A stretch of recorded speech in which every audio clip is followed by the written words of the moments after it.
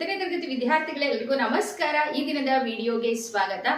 SSLC ವಾರ್ಷಿಕ ಪರೀಕ್ಷೆ ಹಾಗೂ ಎಸ್ಎಸ್ಎಲ್ಸಿ ಪೂರ್ವ ಸಿದ್ಧತಾ ಪರೀಕ್ಷಾ ಸಿದ್ಧತೆ ಸರಣಿ 1ಕ್ಕೆ ಆತ್ಮೀಯವಾದಂತಹ ಸ್ವಾಗತ.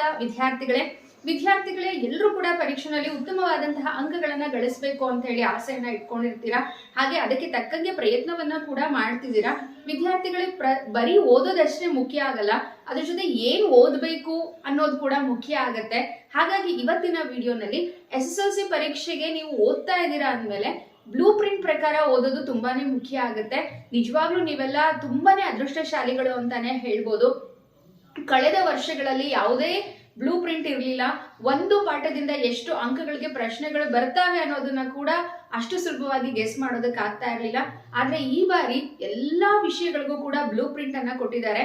ಪ್ರತಿಯೊಂದು ಪಾಠದಿಂದ ಒಂದು ವಾಕ್ಯದ ಪ್ರಶ್ನೆ ಎಷ್ಟು ಬರುತ್ತೆ, 2 ವಾಕ್ಯದ ಎಷ್ಟು ಪ್ರಶ್ನೆ ಬರುತ್ತೆ, ಹಾಗೇನೆ 8-10 ವಾಕ್ಯದ ಪ್ರಶ್ನೆಗಳು ಯಾವ ಪಾಠದಿಂದ ಬರುತ್ತೆ ಎಲ್ಲವನ್ನ ನೀವು ಸುಲಭವಾಗಿ ತಿಳ್ಕೋಬಹುದು. ಎಲ್ಲ ವಿದ್ಯಾರ್ಥಿಗಳಿಗೂ ಈ ವಿಷಯ ಗೊತ್ತು ಅಂತ ಹೇಳಿ ಅನ್ಕೊಳ್ತೇನೆ. ಸುಮ್ಮನೆ ಬ್ಲೈಂಡ್ ಆಗಿ ನಾನು 4 ಅವರ್ಸ್ ಓದ್ತೀನಿ, 5 ಅವರ್ಸ್ ಓದ್ತೀನಿ, ಈ ತರ ಸುಮ್ಮನೆ ಬ್ಲೈಂಡ್ ಆಗಿ ಓದೋದಕ್ಕೆ ಹೋಗ್ಬೇಡಿ.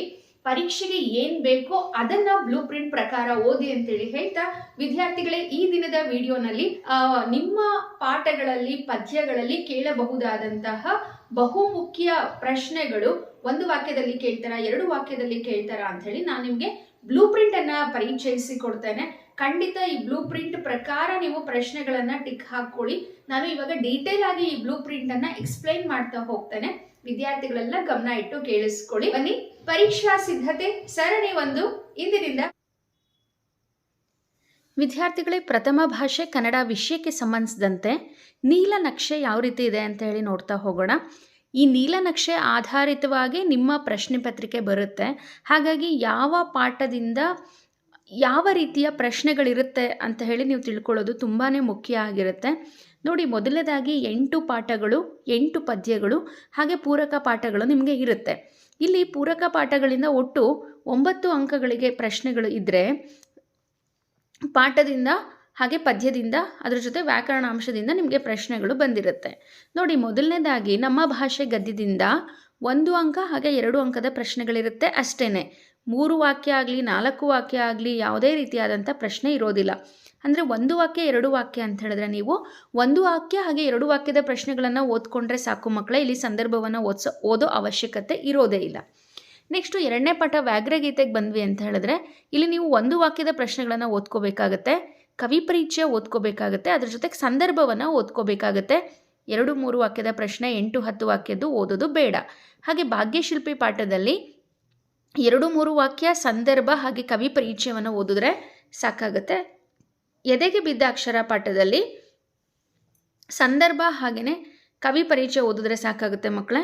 ನಂತರ ಯುದ್ಧ ಪಾಠದಲ್ಲೂ ಅಷ್ಟೇ ಸಂದರ್ಭ ಕವಿ ಪರಿಚಯವನ್ನು ಓದಿದ್ರೆ ಸಾಕಾಗುತ್ತೆ. ಇನ್ನು ನಂತರ ಶಬರಿ ಪಾಠದಿಂದ 8-10 ವಾಕ್ಯದಲ್ಲಿ ಉತ್ತರಿಸಿ. ಈ ಪ್ರಶ್ನೆ ಬಂದೇ ಬರುತ್ತೆ, ಹಾಗಾಗಿ ಇದನ್ನು ನೀವು ಚೆನ್ನಾಗಿ ರೆಡಿ ಆಗಬೇಕು. ಲಂಡನ್ ನಗರ ಪಾಠದಿಂದ 1 ವಾಕ್ಯ ಹಾಗೆ 2 ವಾಕ್ಯದ ಪ್ರಶ್ನೆಗಳಷ್ಟೇ ಬರುತ್ತೆ. ಅಗ್ನಿಭೂತಿ ವಾಯುಭೂತಿಯರ ಕಥೆಯಿಂದ 1 ವಾಕ್ಯ ಮತ್ತು 2 ವಾಕ್ಯದಷ್ಟೇ. ಸಂಕಲ್ಪ ಗೀತೆ ಪದ್ಯದಿಂದ ಒಂದು ಪದ್ಯವನ್ನು ಬರೆಯೋದು ಕೊಡ್ಬೋದು, ಇಲ್ಲ ಪದ್ಯದ ಸಾರಾಂಶ ಬರೀರಿ ಅಂತ ಕೊಡ್ಬೋದು. ಅದಿಲ್ಲ ಅಂತ ಹೇಳಿದ್ರೆ 8-10 ವಾಕ್ಯದ ಒಂದು ಪ್ರಶ್ನೆನ ಕೊಡ್ಬೋದು. ಇನ್ನು ನೆಕ್ಸ್ಟು ಹಕ್ಕಿ ಹಾರುತ್ತಿದೆ ನೋಡಿದ್ದೀರಾ ಅಂದ ಒಂದು ಸಂದರ್ಭ ಇದ್ದೇ ಇರುತ್ತೆ ಕಂಪಲ್ಸರಿ, ಅಥವಾ ಕವಿ ಪರಿಚಯ ಇರುತ್ತೆ. ಇನ್ನು 2 ವಾಕ್ಯದ ಒಂದು ಪ್ರಶ್ನೆ ಇರುತ್ತೆ. ಇನ್ನು ನಂತರ ಕೌರವೇಂದ್ರನ ಕೊಂದೆ ನೀನು ಇಂದ ನೋಡೋದಾದರೆ ಒಂದು ಪದ್ಯವನ್ನು ಕೊಡ್ತಾರೆ, ಇಲ್ಲ ಸಾರಾಂಶ ಕೊಡ್ತಾರೆ. ಅದಿಲ್ಲ ಅಂದರೆ ಮಕ್ಕಳೇ 8-10 ವಾಕ್ಯದಲ್ಲಿ ಉತ್ತರಿಸಿ ಕೊಡ್ತಾರೆ.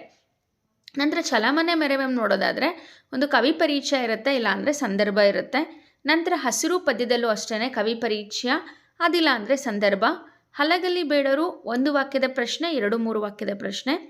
ವೀರಲವ ಪದ್ಯದಿಂದ 8-10 ವಾಕ್ಯದ ಒಂದು ಪ್ರಶ್ನೆ ಇರ್ಬೋದು, ಹಾಗೆ ಒಂದು ಪದ್ಯ ಇರ್ಬೋದು, ಅಥವಾ ಒಂದು ಸಾರಾಂಶ ಬರೆಯೋದು ಇರ್ಬೋದು. ಕೆಮ್ಮನೆ ಮೀಸೆ ಒತ್ತನೆಯಿಂದ ಕವಿ ಪರಿಚಯ ಅಥವಾ ಸಂದರ್ಭ ಹಾಗೆ 1 ಅಂಕದ ಪ್ರಶ್ನೆಗಳು.